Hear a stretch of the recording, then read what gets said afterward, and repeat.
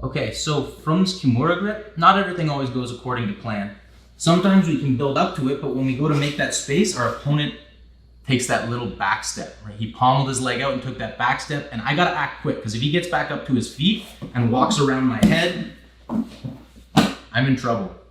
Okay, so the movement from your uke is gonna look something like this, right? As the Kimura gets taken, they take a grip inside. Look, they point their knee in, take their heel up, and they just step the leg back. They clear your half guard.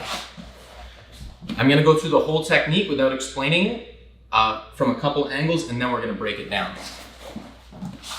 I take my Kimura. Zane clears it.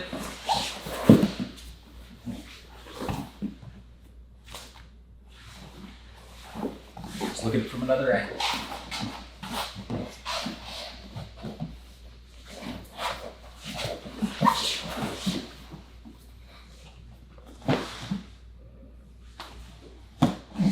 All right, what happened there? This is something we need to do right away, right? As soon as Zane gets back up to his feet, it's not gonna work. All I'm doing, right, as soon as Zane clears my feet, right, I'm just taking my knees and I'm swinging them like a pendulum. I wanna bring them around the long way. At the same time, I push Zane's wrist up into his hip and pull his shoulder down with my fulcrum arm. So I just end up throwing my legs away. So from here, he clears it. Look, I immediately throw my legs around the corner. The only way I'm able to do that is by pushing and pulling here. This is the pressure I'm putting on his arm, and that's going to allow me to freely throw my legs over my head and generate momentum. So we're here, he's locked in. Push, pull, push, pull. And as I come around to the side, I'm just putting his hip into my lap.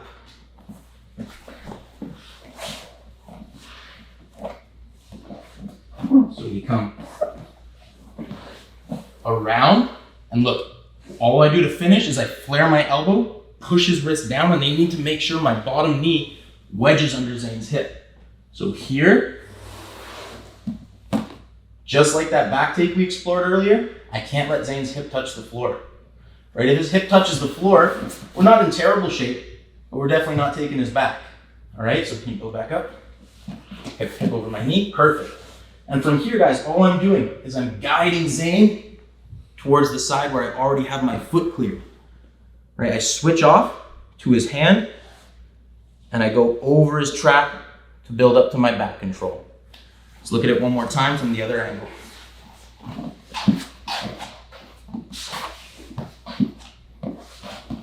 So I go for my Kimura grip. Zane does a great job of immediately overstepping my half guard.